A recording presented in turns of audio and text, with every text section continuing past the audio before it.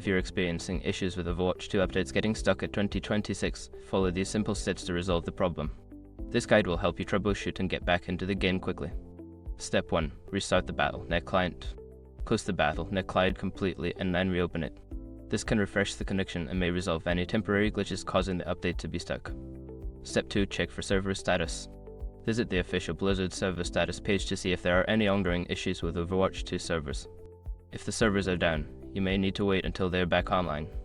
Step 3. Clear cache. Navigate to the Battle.net installation folder, find the cache folder and delete its contents. This can help eliminate any corrupted files that might be causing the update to stall. Step 4. Run as administrator. Right-click on the Battle.net client icon and select Run as administrator. This gives the client the necessary permissions to update the game without interruptions. Step 5. Reinstall the game. If the previous steps do not work, consider uninstalling and then reinstalling Overwatch 2. This ensures that you have a fresh installation without any corrupted files. By following these steps, you should be able to resolve the update issue and get back to playing Overwatch 2. If problems persist, consider reaching out to Blizzard support for further assistance.